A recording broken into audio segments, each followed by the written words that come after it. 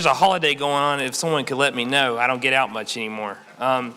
If you're here in Job already, and I'm sure many of us are familiar with this story, and we'll take apart the story tonight. There's obviously something very supernatural going on in Job, and we learn about it for the first 2 chapters. As we read this story, though, we don't been given any clue as to if Job knows these things are going on, or any of the people the story's about. Traditionally, the belief has always been that Moses wrote Job, and he wrote Job probably around the same time he wrote Genesis. And Job is sort of a counter to Genesis, where Genesis follows a patriarch like Abraham, and Job follows a patriarch named Job, who obviously lives very close to where Abraham grew up in Uz. So there's kind of a thought here that, okay, this is someone living during the same time as Abraham. But what's so interesting about Job in comparison to Genesis is it proposes a lot of deep questions.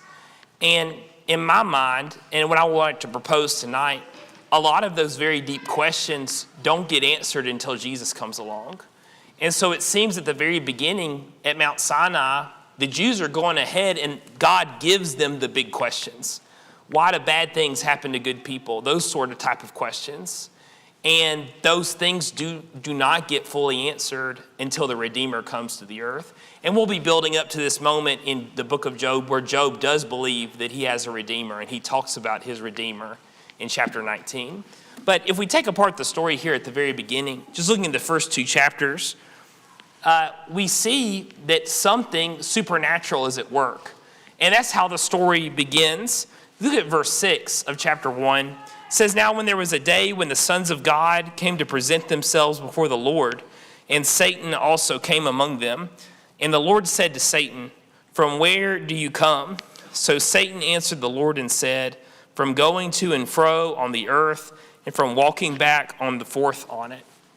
And the Lord said to Satan, 'Have you considered my servant Job, that there is none like him on the earth, a blameless and upright man, one who fears God and shuns evil?' So Satan answered the Lord and said, 'Does Job fear God for nothing? Have you not made a hedge around him, around his household, and around all that he has on every side? You have blessed the work of his hands, and his possessions have increased in the land. But you stretch out your hand and touch all that he has, and he will surely curse you to your face.'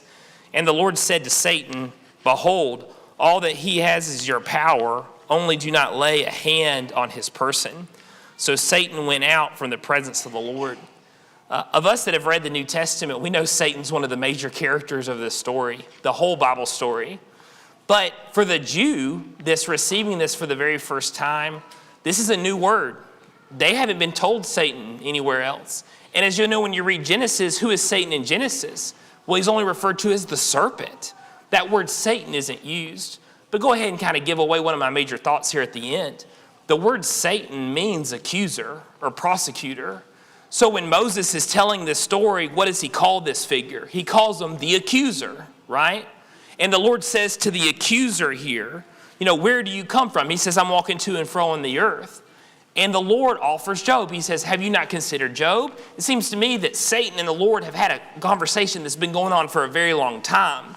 And this is the Lord's just addition to that conversation. Have you considered this man, Job, who's upright in all of his ways? He has 10 kids, and the description of his kids is not that great in this first chapter, but apparently Job goes and he makes offerings for his kids every day. There's not one upright like him. Well, what does the accuser, Satan, do then next? Well, he makes an accusation. He says, does Job not fear God for nothing? And as we've read it, is Satan just accusing Job here? No, Satan as well is accusing God.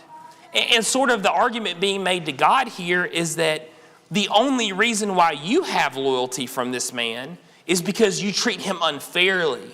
You put too much for him. You protect him too much. And he's not loyal to you because you're a good person, God. He's just loyal to you because you give him nice things. And so the accusation is not just about Job's character. Who is the accusation also about? It's also about God's character.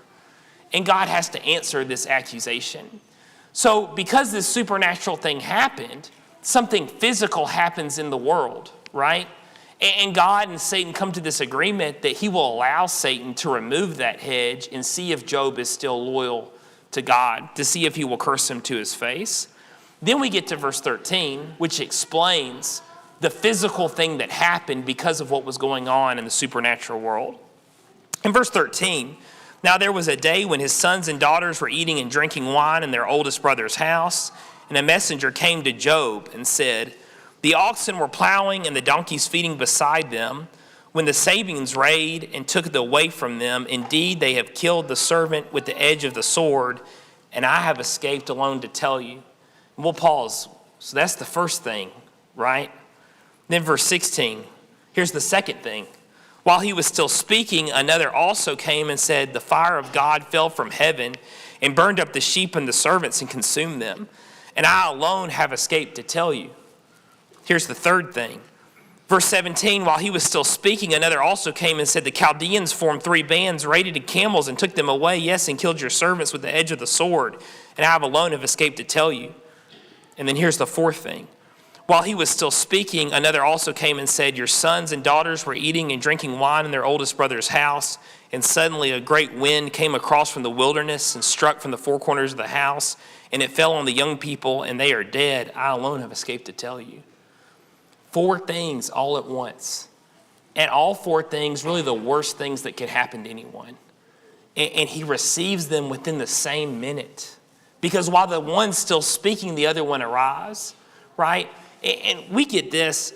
We all understand that freak accidents can happen. We all understand that there can be like natural disasters that wipe out whole families and wipe out whole livelihoods. It would almost make more sense, especially the things that we've experienced, that like the story could be that a tornado came and the tornado wiped out you, your whole family, and even your place of business all at the same time, and you alone are left living. That would be a horrible, terrible situation, but that would at least seem natural, like you were a victim of natural things. But is this just like a tornado did all these things?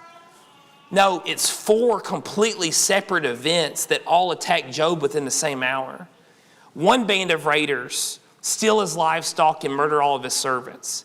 Then what I assume is a meteor shower kills all of his livestock and all of his servants, right?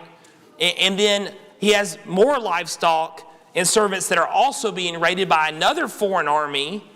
And then at the same hour, a tornado kills all of his children. So what does Job and his friends absolutely know? They absolutely know something supernatural has happened. And that's the way I've been kind of reading this from here on out, is that this is not normal. It's not even a normal tragedy, right? And his children alone being dead could have been enough. And I'll say this as well to go along with this because I feel like it needs to be said. You know, many in this congregation have suffered the loss of a child. There's many in Gardendale that can say that.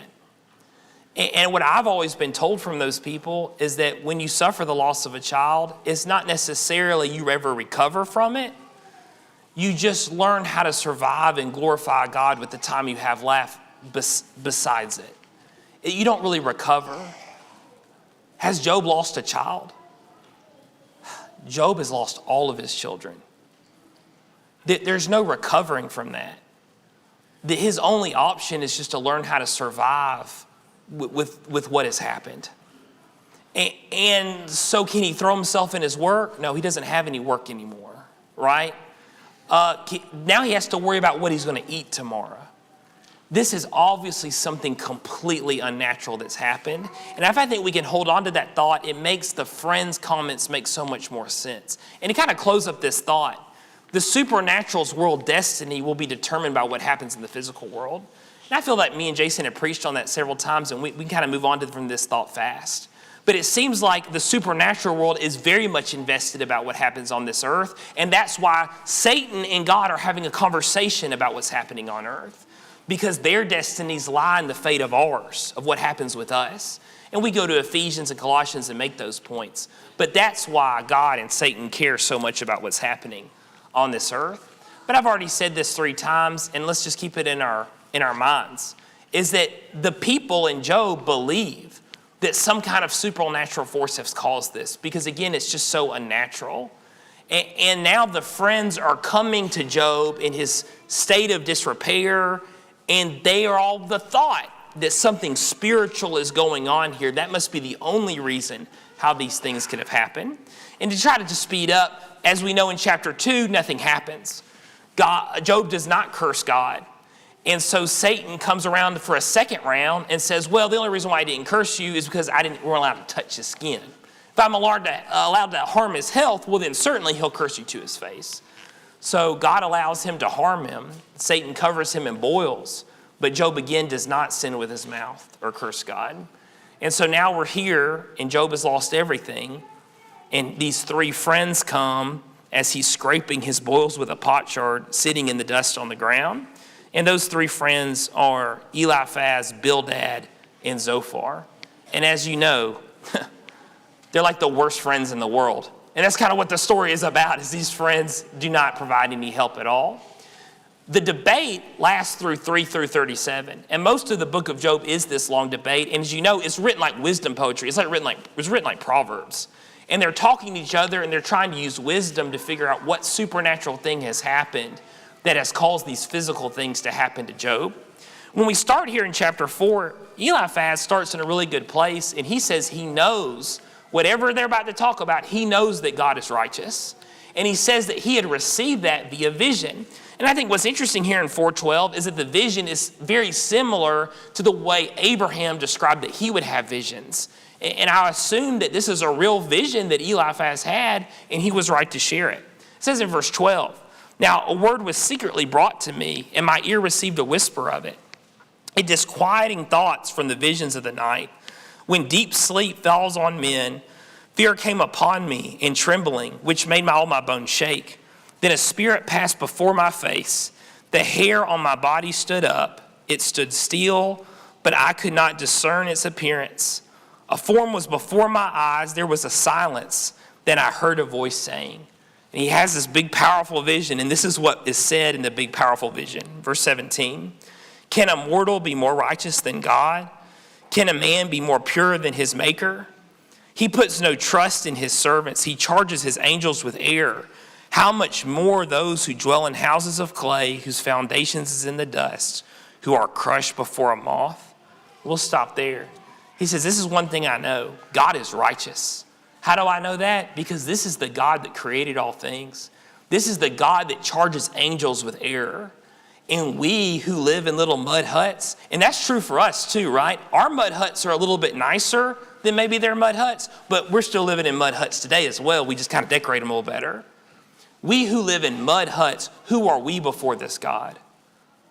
We're nothing before this God. And one thing we can say for sure is that God is righteous, the one who has made mortals. And that's going to be something that's going to be repeated as we go through, that God is righteous.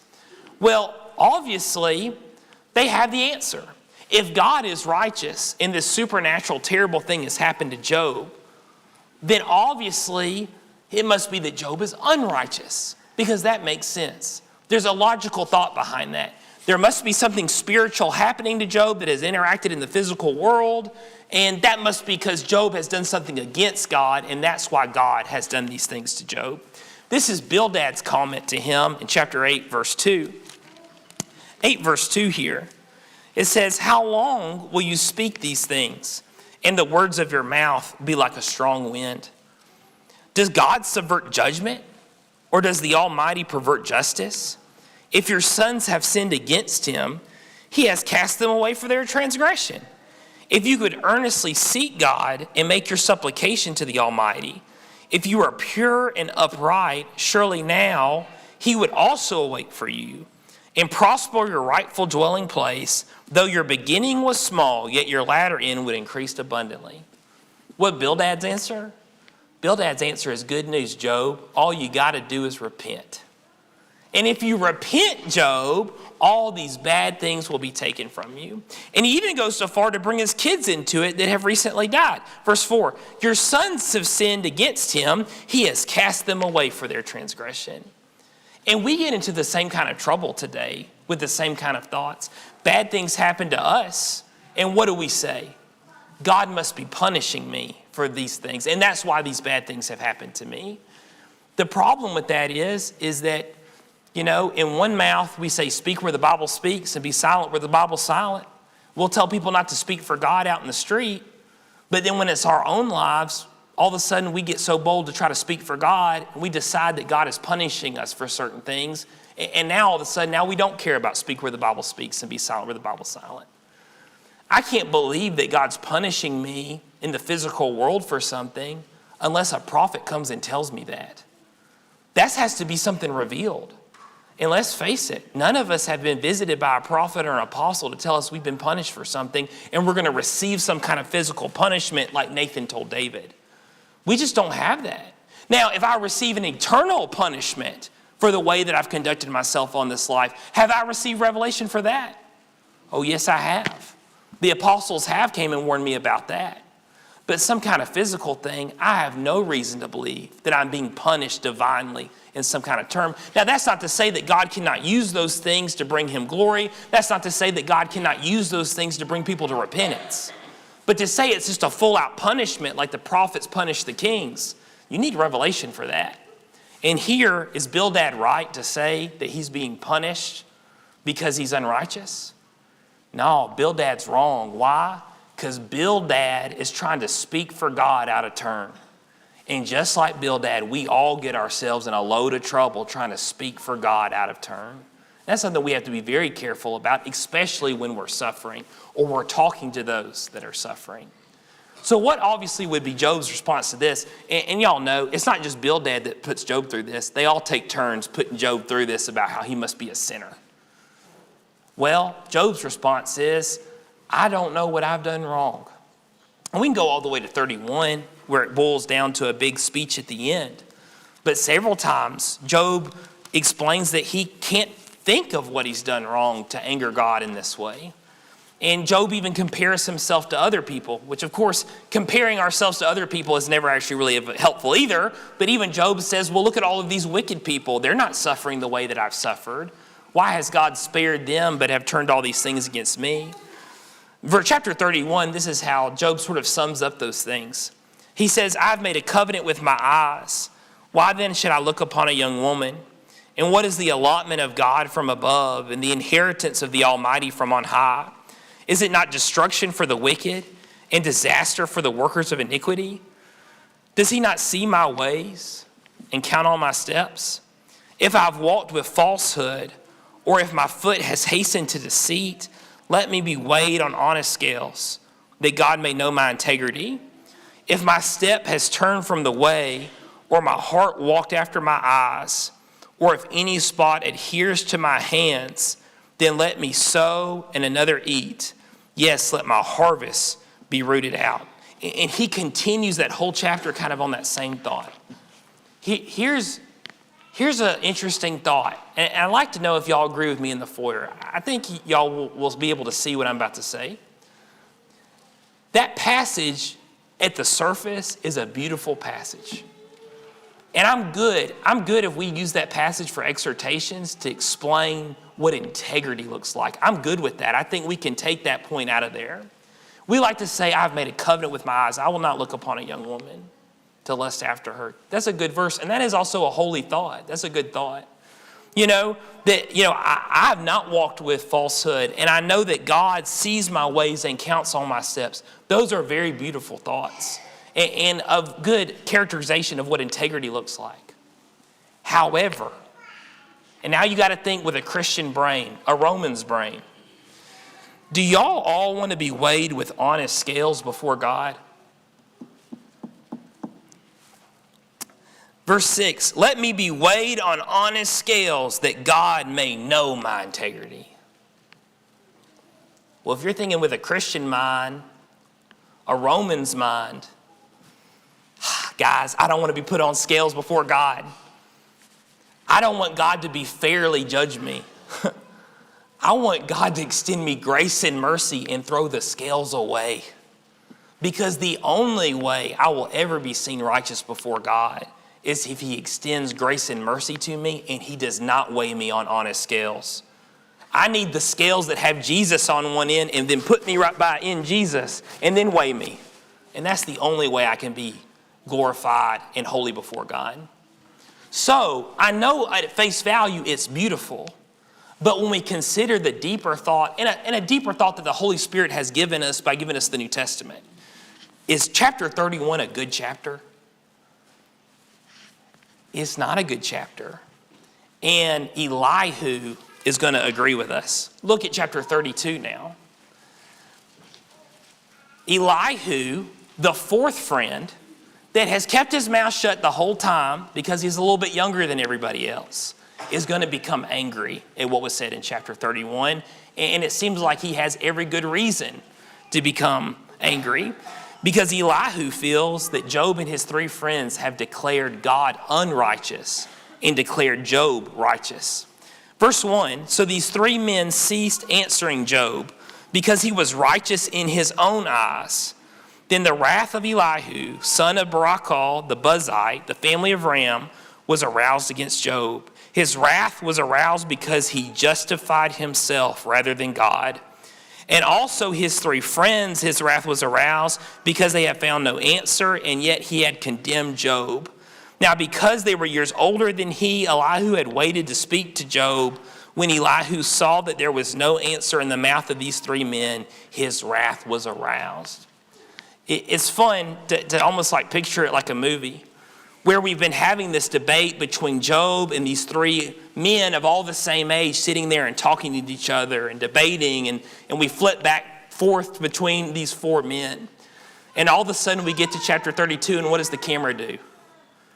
It pans to a direction we've never seen, and there's a guy half their age sitting there, and he's been sitting there the whole time. And how is he feeling? He's angry. He's angry, number one, because they've been debating the whole time about Job's righteousness. And now for some reason they've decided that God must not be righteous. Because if Job's righteous and these bad things are happening to him, then that must mean that God is unrighteous. That's why he's angry, number one. Why is he angry, number two? He's angry, number two, because these older wise men had stopped talking. They decided to keep their mouth shut. And I know that there's wisdom in times to keep our mouth shut. But when we're in these moments of crisis, and there are people that their solution evidently has boiled down to their own self-righteousness, is that a time to keep our mouth shut? And it is paining. And I think we've all seen this, where we've been in moments where young men felt like they needed to speak because the older men wouldn't. That's a bad place to be in. And evidently, that's the position that Elihu has found himself in. And now he feels like he has to say something. Years ago, I was in a Bible class that went crazy. I mean, y'all never experienced that, a Bible class gone crazy before? I don't think we have them, but I have been in them before. I was sitting in a Bible class one time where many older men and many older sisters began discussing if God would catch you if you jumped off a bridge. And they literally maybe spent, it may have not been 10 minutes, but it felt like 10 minutes. That we had to bounce around, and we had a little debate in Bible class about if you jumped off a bridge, would God catch you? Now, I thought it was called Bible class, not I think class, but it turned into I think class that morning. You know what stopped that I think class? A young man that was in his early 20s, and it wasn't me, that's not the point. It was somebody else, raised his hand after that 10 minutes about would God catch me if I jumped off a bridge, and said, do y'all remember that this is the same exact question that Satan asked Jesus when he took him up on the temple and he said, jump, let's see if God catches you? And that stopped the I think class. And somebody said, let's talk about verse 7 now. And we moved on. Now, that's good, and I'm glad it stopped the thought, but it's also sad when a young man is the one that has to stop it. When older brothers and sisters could have put a stop to that a long time ago.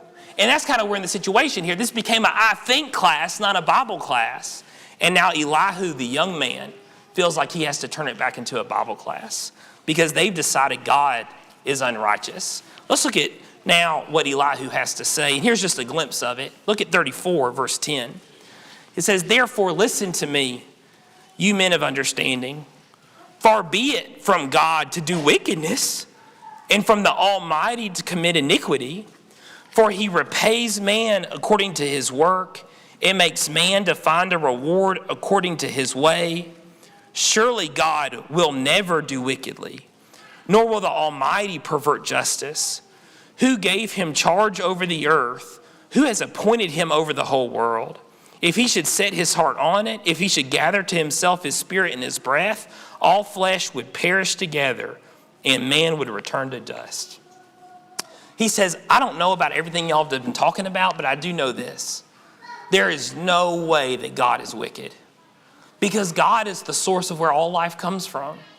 And he says, and I really think this is where he's leaning towards, is that this universe is so complicated and so vast that there's no way that we've outsmarted foundational things we were taught when we were young. Things like God does not sin. There is no shadow or variation of turning with him. He is the Father of all lights. Those foundational things, there's no way we got so smart and so clever that we've underpinned those foundational things. That just doesn't work. And that's kind of where they're wrong about all this, right? And I even think about it this way, and maybe like looking at it like this will help.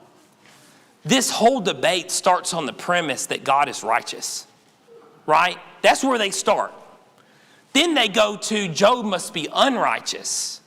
And then their next logical thought is, since Job doesn't know what he's done wrong and Job demonstrates his own righteousness, then what must be the final conclusion? Well, their final conclusion is God is unrighteous. But what does that undermine? That undermines the very beginning of the argument. So everything hangs on God is righteous. And then they build their little logical argument. And now what have they done here at the very bottom? They've said the top of the rope, the very thing all of this hangs on, is wrong. So what happens? What should happen to the whole argument? It should all fall apart. Like, this is like classic circular reasoning, right? That like we've basically decided the very thing that started all this is wrong. So they really should throw the whole thing away. But they're so wrapped up in their own self-righteousness, they can't throw it away. And that's how the debate part of Job comes to this shocking, terrible conclusion. We could go to God's response at the end, and you could read that on your own time. It's a wonderful read. God comes to Job in a tornado and basically explains to him things are a whole lot more complicated than you can possibly understand here. And then God rewards Job double everything that he took for really helping him win this war against Satan. But instead of going that route, I want to go to this route. And let's talk about where Jesus is the solution to 4 different places here in this book. The first one is that Job obviously needs a Savior. And Job recognizes he needs a Savior. Look at chapter 19 with me. Chapter 19. Nathan read this in Bible class, didn't know it was my key point. And I was angry he stole my thunder. In 19:23, it says, "Oh, that my words were written, and oh, that were inscribed in a book, that they were engraved on a rock with iron and pen and lead forever. For I know that my Redeemer lives, and he shall stand and last on the earth. And after my skin is destroyed, this I know, that in my flesh I shall see God." And I'll just pause with that.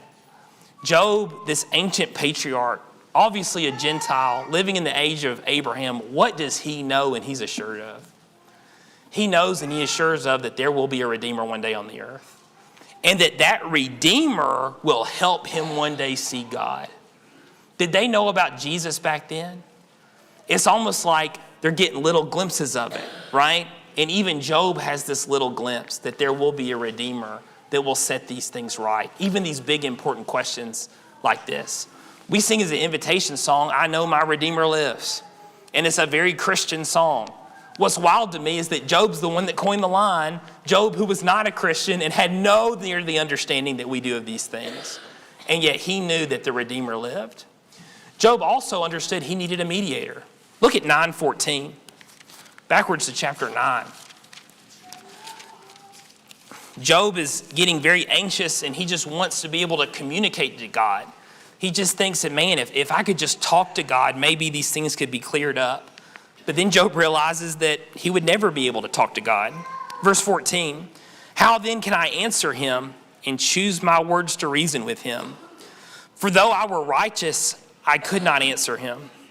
I would beg mercy of my judge. If I had called and he answered me, I would not believe that he was listening to my voice. He crushes me with a tempest and multiplies my wounds without cause. He will not allow me to catch my breath, but fills me with bitterness. He's in a very dark place. But he says, if only I could talk to God. But he says, there's no way I'll be able to talk to God, because even if I had the opportunity, how could I reason with him? How could I choose the words? He said, instead, I would just beg mercy from my judge. And that's the only thing I would be able to get out. Years ago, back when the internet was still fresh, there was a meme that went around that people still quote to me like it's real.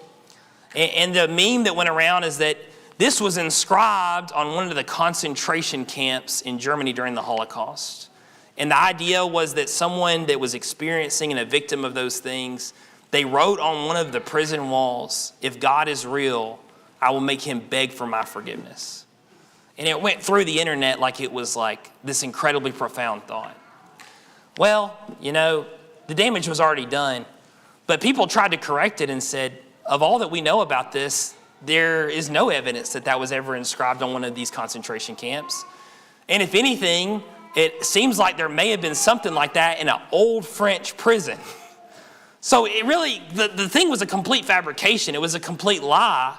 But it did a lot of damage. And even today, 20 years later, people will still quote it like it was real, because everybody believes everything they ever read on the internet, right? But taking that at face value, will anybody be able to meet the Lord and tell God that they owe him and them an apology? People don't seem to know who God is. Job seems to know who God is. And even though Job has a good argument, he knows that the moment he meets God, all he'll be able to do is fall at his feet and beg for his life. As y'all know, if you read the end of the Job, God comes to Job in a tornado, tells him all these things. Y'all remember what Job's reply is? Job says, I cover my hand over my mouth. And that's Job's reply. Wow, what a great debate, right? Do we need a mediator? We're in desperate need of a mediator. We have no right to talk to God, and even if we had the opportunity, we wouldn't get any words out. So that's why we are desperate for a mediator. And that's something that the Redeemer would provide as well. Job needed someone to stop the accuser, right? Let's turn to Revelation chapter 12. And it seems to me that these two chapters, this chapter is married to Job, because Job is the only story we have of what Revelation 12 is talking about.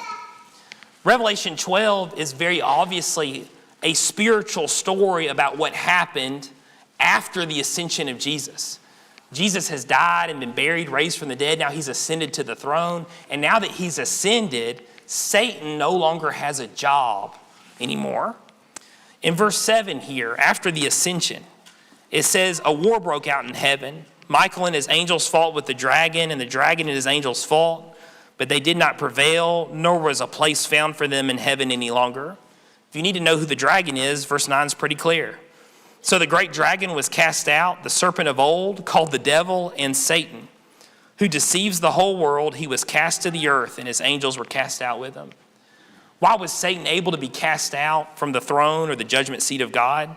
Verse 10, then I heard a loud voice saying in heaven, now salvation and strength in the kingdom of our God and the power of his Christ have come. For the accuser of our brethren, who accused them before our God day and night, has been cast down. What was Satan's job?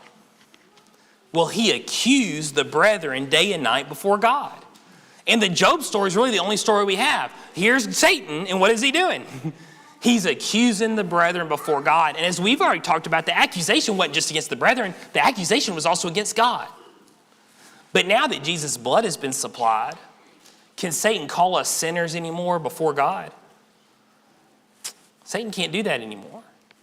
Now that justification has been brought through Jesus Christ, can Satan make these little clever arguments to God anymore? Satan can't do that anymore. And that's what makes me believe here that Job can't happen anymore. Now, that doesn't mean that Satan doesn't still have power. If we kept on reading chapter 12, Satan is on the earth and he makes war with those that carry the gospel of Jesus Christ because he's angry that he's lost.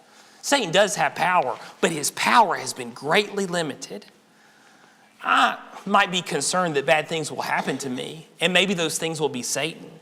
But personally, I'm not concerned that I'm going to get put in the middle of a spiritual war between Satan and God like Job was. Why?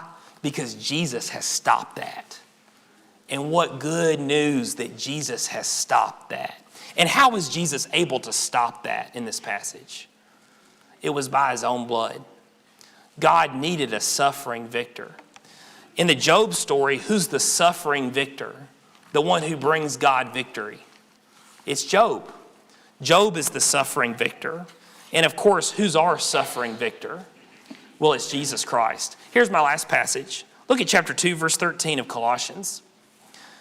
It says here, and you, being dead in your trespasses and the uncircumcision of your flesh, he is made alive together with him, having forgiven you of all your trespasses, having wiped out the handwriting of requirements that was against us, which was contrary to us.